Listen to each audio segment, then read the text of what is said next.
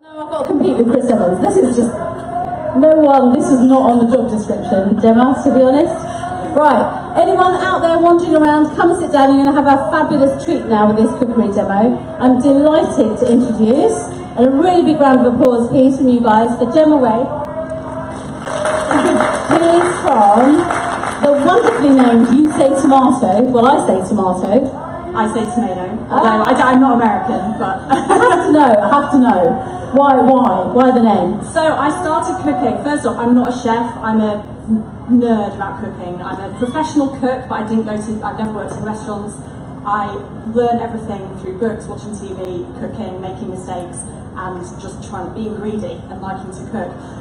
We moved to California 5-ish years ago with a 1-year-old. I'm pregnant with my second one. Oh my gosh. Which was probably a bit insane. We moved there and I'd always worked in advertising, always cooked, but didn't do it as a living. And for the first time ever, I was there, didn't have a job, and I kept meeting people who couldn't cook. And they were in this situation where they had small kids, they couldn't keep eating takeaways, they wanted to learn how to make real food for their families. Yeah. So I started a cooking class business over there. Fantastic. So tomato. I was just saying to you, the lovely thing that I'm from Manchester and no one in my life has ever said to me that I speak nicely. But if you go to America, they're like, oh my God, you speak so beautifully. So it's really, so I totally hammed up the whole English thing. They thought I was from Downton Abbey or something. I think that's fantastic.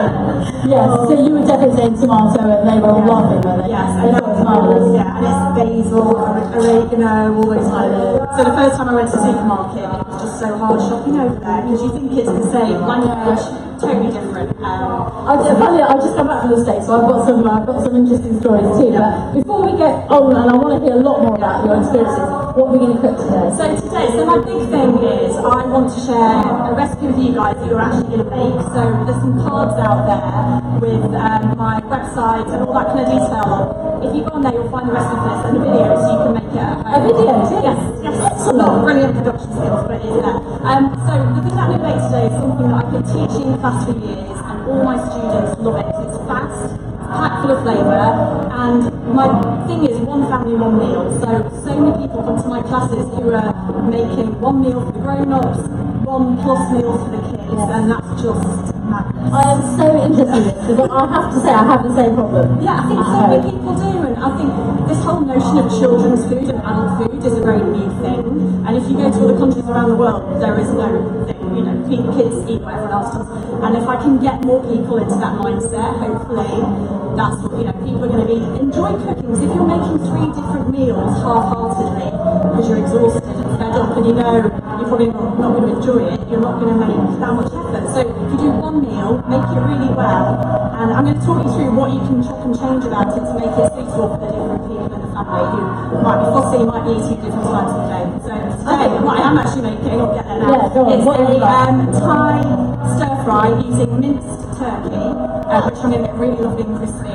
Loads of veg, loads of herbs, and I'm going to talk to you a lot about how to get maximum flavour into your food. Because again, I think a lot of recipes leave out how to make it taste good if when you taste it, it doesn't taste how you want it to. So that's cool. So not just a pretty picture, but actually how we're going to do it. And I think that's the thing that gets kids eating. If you're serving kids bland food that doesn't taste very good, no surprise they're not going to eat it. If you give them a plate of broccoli, if they eat some broccoli with no sauce on it, I would say that's boring and not eat it.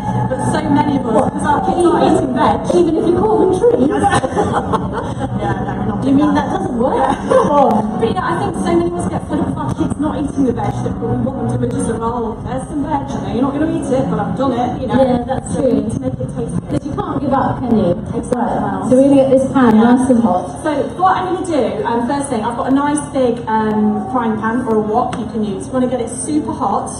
Just bear with me, this is a new pot that I've not used. While that heats up, I'm going to talk to you a little bit about my meat. So who here makes shepherd's pie, bolognese? Yes, we are a nation of mince eaters. This way of cooking mince, I'm hoping, is something that you've not done before and it's going to change your lives. Big claim. I like a tip, a hot tip. So this recipe works really well. You could use it with minced beef, minced turkey, minced pork. I'm going to do turkey today. Don't use turkey breast because it's too dry. Okay. I'm using turkey thigh. So turkey is amazing, low fat, really good serotonin, so it's good for your mood, apparently helps you sleep. Really? Apparently, yeah. So what I'm doing is, I don't know if you guys can see this, I've got some parchment, I put my mints on the parchment. Most of the time when people cook mints, they put it in the can, then they stand and break it up and it goes grey, which is so appetising, isn't it? Really nice. And they always say, every recipe, they always say that it starts with browning the mint. Yeah, but it doesn't go brown, it goes No, it grey. doesn't, it goes grey, you're right, absolutely right. 50 shades. So, the pan's getting really hot. Usually really unappetising and doing that, I'm going to imagine making a huge hamburger. So, get your parchment. You can do this with bare hands, but just do it cleaner. Squash it. Can you see this? Yeah? So you just squish it, literally squishing it down. Yeah. Between the two parchments. So, as if you've got a hamburger. Okay. And then, what you need to do, the thinner you get it, the better, because what we're doing this for is to increase the surface area. The more surface area, the more space there is to get crispy. I'm going to put a little bit of coconut oil in my pan, which is now really hot. So tell me about coconut oil. So So- this is a big thing that we can get everywhere now, right? In the Yeah, supermarket. so I'm definitely not clean eating, that's not my bag. I'm into making real food without using processed stuff, but I love gluten, I love fat, I Right. love dairy. You're my kind of girl, Gemma, I've got to Can you say. tell? Coconut oil, I'm using it 'cause it's a Thai dish, so I use coconut oil, Indian Thai. So use it for the flavour. Yeah, but Can you smell that, everyone? It just smells fabulous already. No, I'm just going to try and do this as deftly as I can. If I can't, it's not a disaster. Flip it in. Woo! There it goes. And then I have a nice flat that I Turkey. know. And I'm going to use a spoon to press it down. So it's covering the bottom of my pan. So I'm a big believer in like the right tool for the job. Yeah. So this is the pan you need, right? If you tried to do this in a little saucepan, it wouldn't work, would it? No, you need a big base. Yeah. And That reminds me of the mix-a-lot. Anyone else thinking the mix-a-lot? No, just me. I cannot I lie. like it. No, I'm not going to go there. So can you see that? So we've got it covering the bottom of the pan. Yeah. And now, here's the thing. So many people think cooking is standing and plodding. But what would happen now if you started moving this around is it would get loads of air underneath it. It would just be grey. It would cook. You're wasting your time and you're going to make your food not get any flavour. So what we want to try to do now is get some brown coloration, caramelisation. Yes. And you get that by not mucking around with it too much. There was a tiny bit of oil in there, which I Not like. much. Really not much at all. And then just put it in, leave it alone. Let the heat of the pan kind of do its work. Exactly. And then the nice thing is, while it's doing that, you get on with your next job. So I'm big Brilliant. into cooking in parallel. So I get one thing doing, move on to the next thing. While I think that's on like sticks, which is kind of like medium high, isn't Yeah. it? As an induction, they're a bit high, they Yeah. go a bit fast. So I'm But just going to. I think people are a bit worried, aren't they? People kind of, they worry about leaving it and they think it's going to burn, or something. But generally, you're okay. Yeah, and As long as you don't go off down the road, you're fine. yeah, and I think, you know, we've forgotten nowadays. If you spoke to our grandmas, they cooked, or great grandmas, they cooked quite instinctively, and we've overcomplicated it. But if you use your sense of smell, you're going to know if that's burning. You know? Yes. And actually, And use all your senses, yeah, right? what it looks like. So, as you can see, can you see this? So it's starting to turn opaque up the sides, and it's pink on the top. So the opaque stuff is cooked, I know that. But what I'm going to do, I'm just going to heat it up a little bit. We'll whack it up a bit. Listen, use your, here. So it's not very sizzly at the moment. I'm going to whack up the heat so I've got a really nice sizzle. That's also how I know Yeah. it's hot enough. Okay. So that's cooking. That's going to take a couple of minutes on that side. Really hot, and I'm going to flip it over. I'm going to start chopping. Now I'm using just a plastic board, IKEA boards. Lovely. Other boards are available. But I love these because I can throw them in the dishwasher.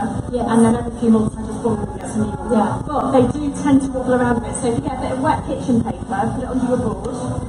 It'll hold it still. I'll tell you what, ladies and gents, that is one of the best tips you're ever going to hear in a kitchen. All the professional kitchens, I didn't introduce myself, sorry, when I started, but I'm Saira, and I was on MasterChef once, and that was the best thing that I learned. In the professional kitchens, you get a great big bit of blue roll, wet it, and your board doesn't slip around, you don't chop your fingers off. So that is good. Yeah, and if you're confident. So many people are nervous about using a big knife. Get a big knife, make sure it's sharp, keep everything still, and then you can get faster because you're more confident. Exactly. And until you're confident, take your time. Yeah, and just be kind to yourself. If it's a disaster, it's only dinner. Now, what are these? I want to know These what's going are, on. you know, continuing the 50 Shades thing. Not I'm getting a bit worried about you. No, I have to talk to these your husband are later. onion goggles, which are a thing. They're glasses with foam on, and I ball. Really? Because I'm very fair, I wear a lot of mascara. So when you're teaching people to cook with your you've got Alice Cooper, it's not a good look. So my mum bought me these, and they actually work. Really? But they look ridiculous. So, I'll be the judge of that. oh God, they've got my microphone on. Yeah, they do look Yeah, they do. Sometimes I'll be testing recipes all day, and then the Amazon man comes. I'm like, hi. Okay, so I'm going to chop an onion. Okay. So this is a red onion. I like red onions sort of colour, but also a bit milder. Yes, yeah, they're a bit sweeter, aren't they? You don't have to... So the onions for this recipe are being cut in a really simple shape. So top and bottom off, through the middle. You haven't bothered peeling it yet, you just... Take the skin off. Because once you chop it in half, it's a lot easier to peel. Because you've got an edge. Yes. So take that skin off. And then I'm going to do half moons. So a half moon is basically when you've got your half onion, just chop it, anchor the point of your knife on the board so you're safe. But you do need a big knife for this, ladies and And you gents. always, I see, because I go to people's houses and teach them to cook, they always cut with this bit, and actually that's not your cutting bit, this is where you want to cut with. So not the tip of the knife, but the end, the kind of the real meat of the knife, is what you want to use. Yeah. And you know, I've never had a knife skills class. Chefs would look at the way I chop and say it's wrong, but it works. Well, it's not wrong if it works, is it? Exactly. So this is a half moon, like that. So really easy. I'm going to do the other half quickly. So how did you, so girl from Manchester? Yeah, moved to London, met a boy. Boy worked at eBay. And took you to California? Well, eBay had their head offices in California, so we were in Silicon Valley, so we're like Google and Apple. Oh, fantastic. Yeah. Family people. Mainly, so it started off mainly with women, and then a lot of them would send their husbands along for like a guy's night out, but predominantly families, because I think that's the thing, there are people who want to cook, but no one's really showing them how, and they get a cookbook, but it doesn't quite work, and then they think they're a bad cook. And I think also sometimes the cookbooks have this idealised way. Oh, let's have a bit of this turkey. So I'm just going to flip my turkey. Yeah. Oh, So look at that. exactly like a burger. You guys see this? But honestly, as well, how easy was that? Because you just put it in and left it. You didn't have to do anything. Exactly, it's just like a big burger. So if you're making bolognese or shepherd's pie, you can start browning your meat in exactly the same way. Love that. That is such a good tip. This is really, I love it. It's all flavour, and there's a natural sweetness, isn't there, that comes with the caramelisation. So you get this like just really great flavour throughout the whole dish. And then you haven't got to add as much seasoning because you've already got it in there. So I'm now just going to break it up with the side of a spoon. Any one spoon? Like 50p-ish size pieces. Okay. And then I'm going to put in my onions.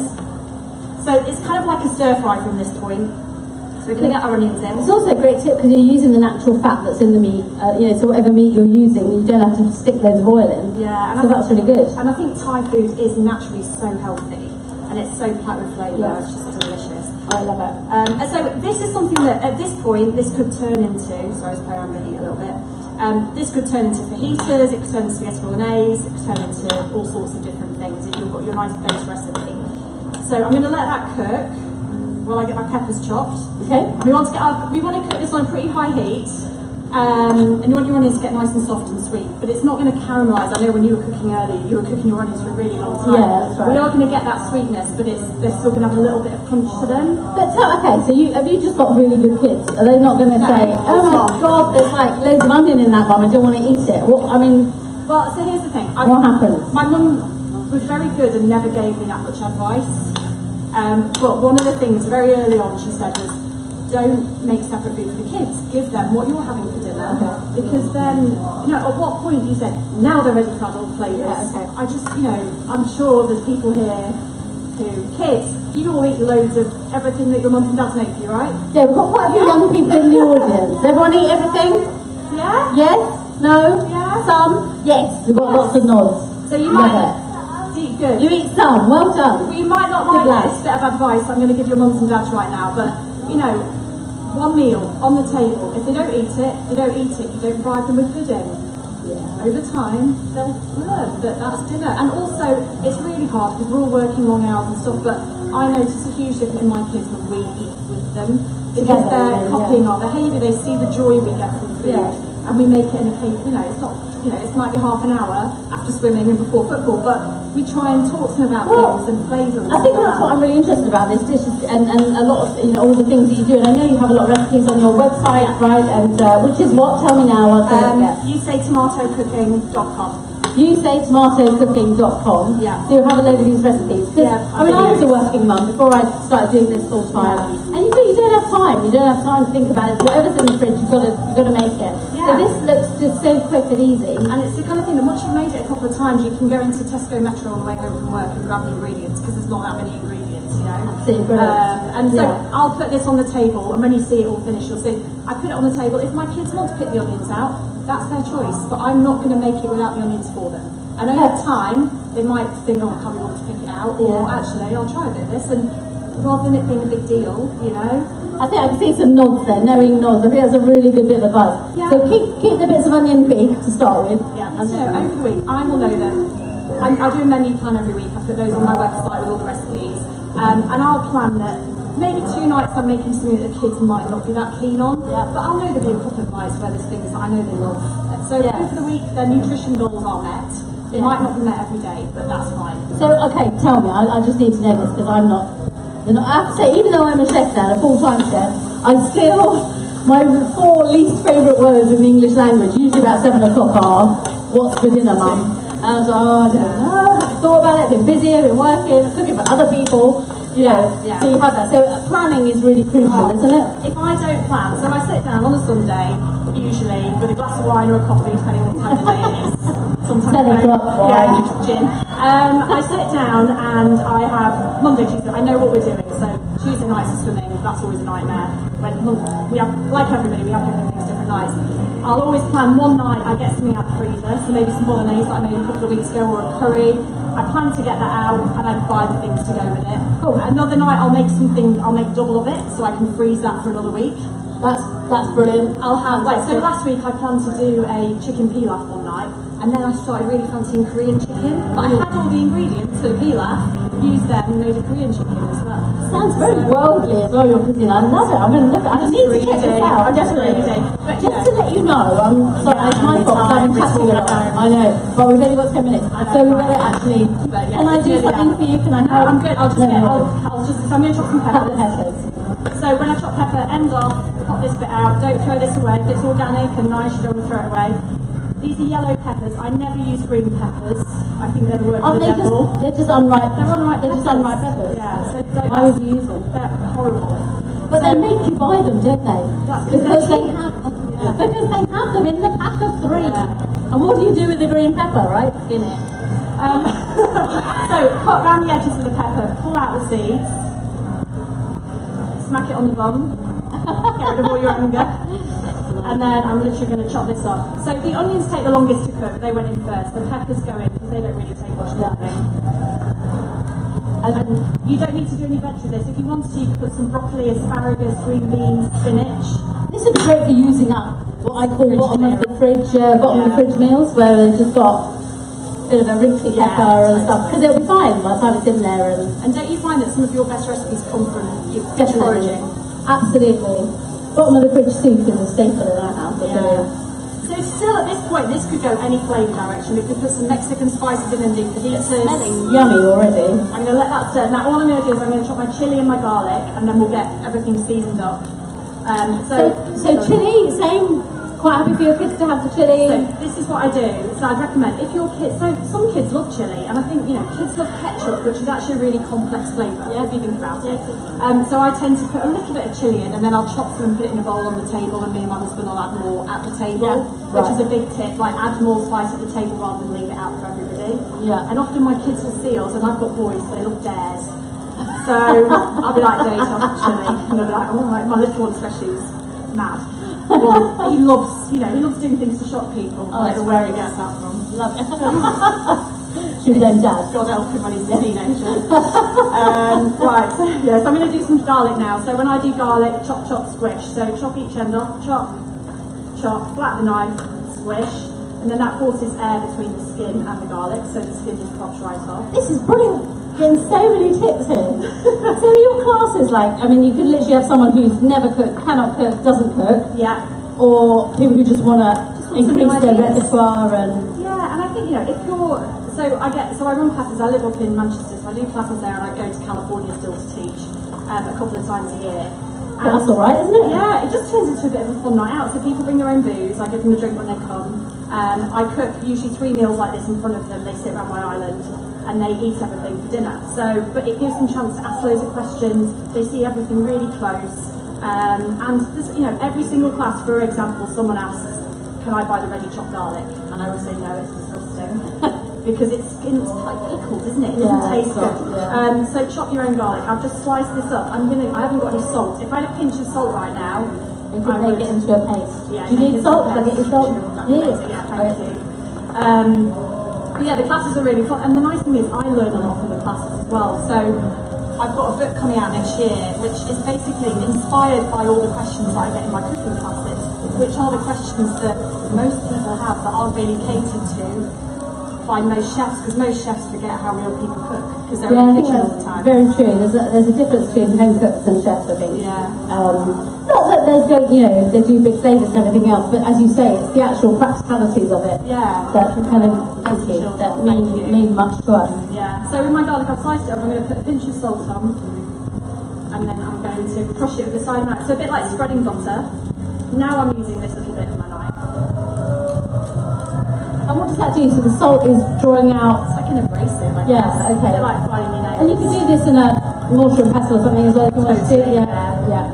And then I'm not great at rummaging my cupboards, so I tend to try and use garlic just heats forever. So you don't need the lazy garlic. You know, if you keep it in it doesn't like the light very much. So as long as you keep it in a cupboard or something dry, it doesn't have to be in the fridge, does it? But just keep it if you're lucky enough to have a large or a pantry. But you put that garlic in quite late, which I'm quite interested in. So yeah, so this is probably different from a lot of Indian cooking. Yeah, so if you put garlic in quite early, it can burn, and garlic's got much higher sugar content than onions, so it burns faster. Right. I'm really nervous saying this to you. No. I totally disagree. So if you put it in quite towards the end, you need to still cook it for a couple of minutes, but it's not going to burn, hopefully.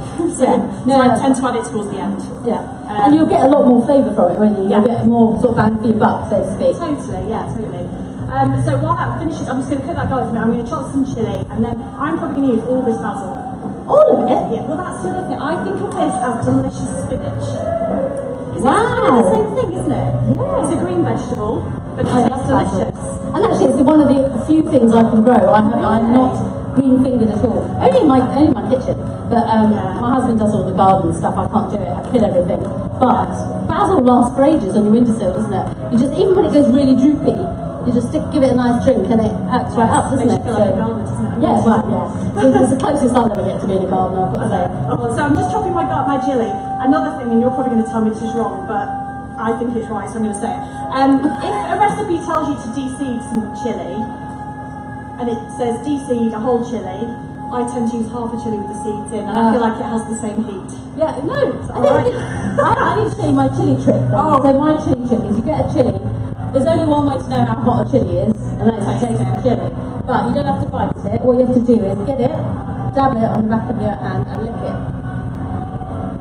And then that will tell you. There you go. I'm not just here for decoration, you know, ladies and gentlemen. It's quite hot. Yeah, so it's quite hot. So you now know. The only way you're going to know is if you actually taste it. Even within a packet, one chilli will be really hot and one will be quite mild. So just taste it every time. So I'm going to put about half of this chilli in. There you go. And then we can add some more later. Now. Yeah, glad we did that. Right, I'm going to turn this down. Now I've taken that off the heat.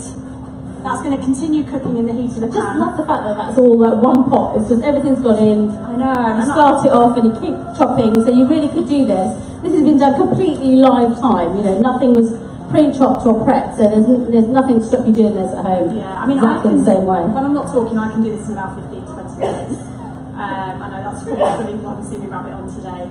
Now I'm going to pull off quite roughly most of the leaves, and then I'm going to grab some of the stalks and chop them all up. The stalks of the basil have loads of flavour, so don't throw them away. Do you know what? Just that's it. Stick it in. We've got 3 minutes. I know, it's going to be super I don't know who's going to come and tell us off, but I think we've got someone to come and tell us off afterwards. So I'm going to chop that up really rough. I love basil. Oh, so good. So yummy. And you know, Thai food, basil is huge. And if you can get Thai basil, which often the supermarkets are selling now, they do. That's even better because it's the fancy aniseed. Yeah, the one's been with a W.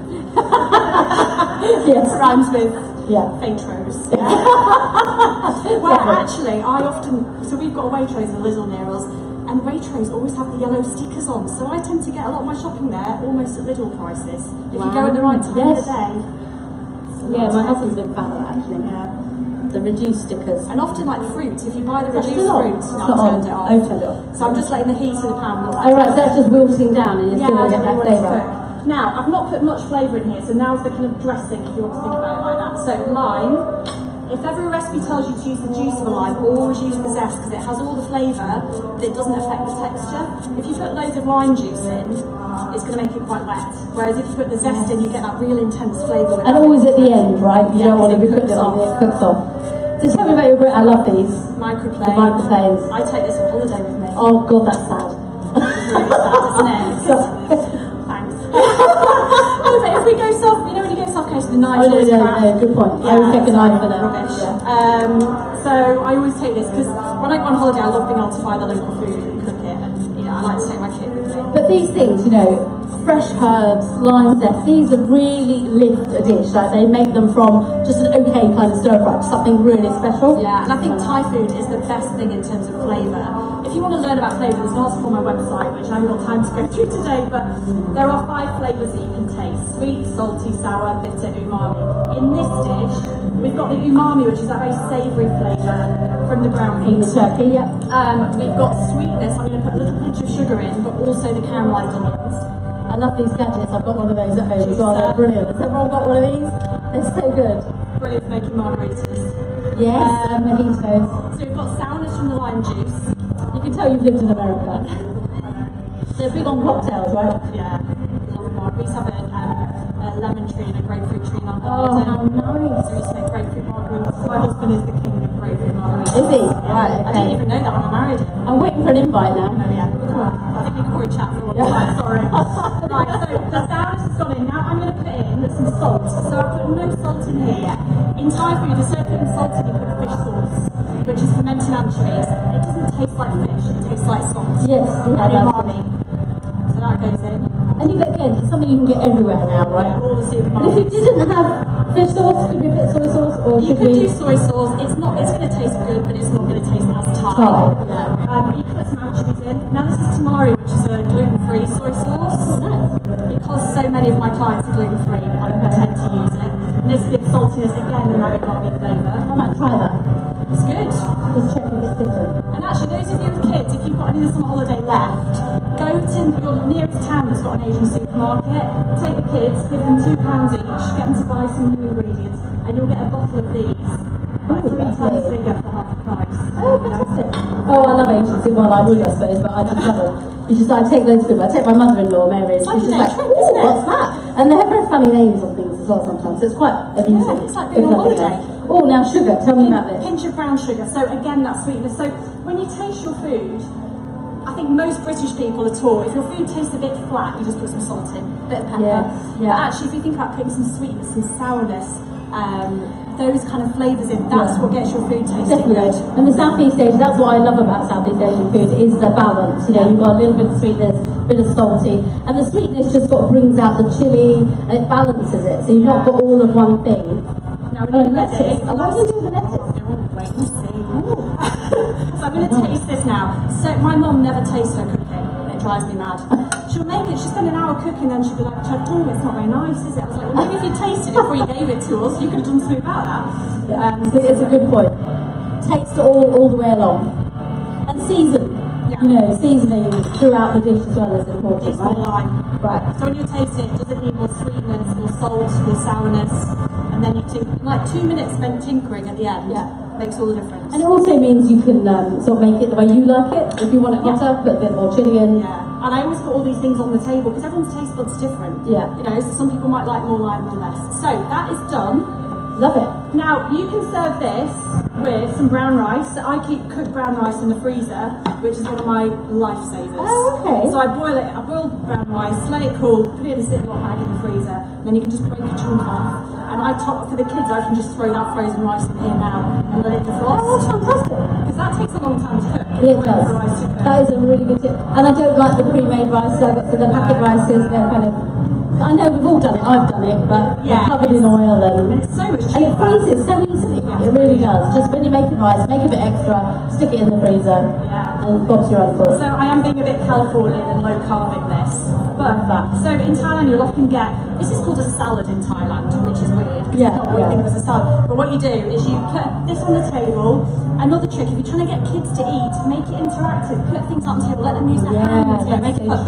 And then literally just put a little bit of this in here. Let them sort of build their own dinner. Oh, eat. lovely. So really simple. So fantastic. So I'm going to do a few of these, and then if anyone would like to try it, you're absolutely welcome to. But that's pretty much it. So like I said, if you want the recipe, I think my lovely husband over there in the red shorts and my handbag has been given out. We all say hello to the husbands today. And introduce him. The roadies, they come and do all this stuff behind the scenes. What's his name? Pete. Pete! Everyone give a big shout out for Pete.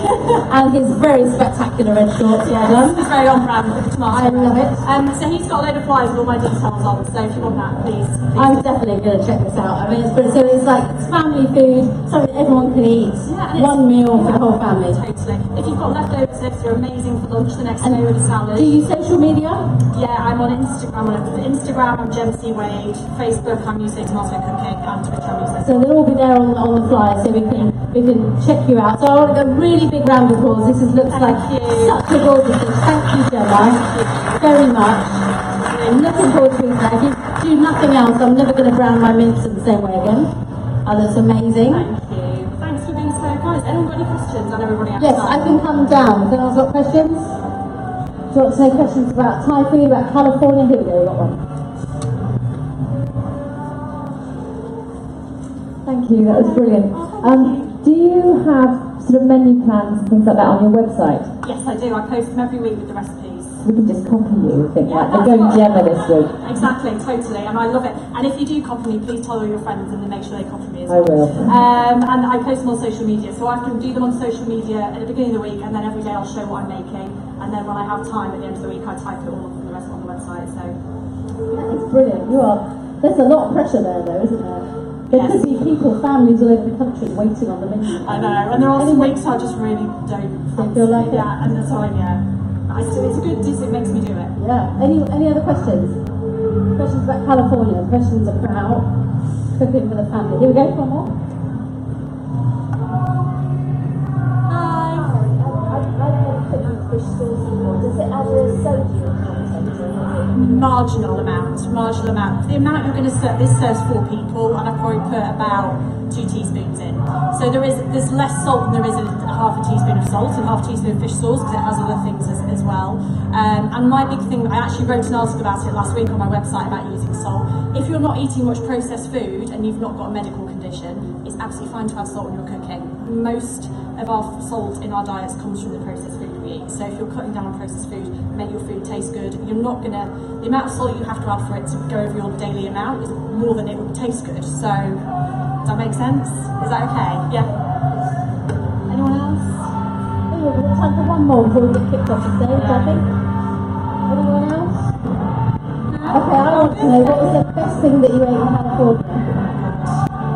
I love tacos, like really good tacos. Mexican food in California is almost like Indian food is here, so it's like when you're hungover or tired, you want Mexican food, and it's just really fresh. California's got amazing fruit and veg, so beautiful, beautiful peaches and all that kind of thing. I think we all want to go now. Mind you, we've got the weather. It is California. Hey, we're here in Hampshire and it's just as good. Don't forget, all of this has been live streamed on Simply Good Food TV's Facebook page, so if you want to tell people about it afterwards, check out the Simply Good Food TV Facebook page and you'll get all of this all over again. Thank you so much. A really, really big round of applause, please, for Gemma.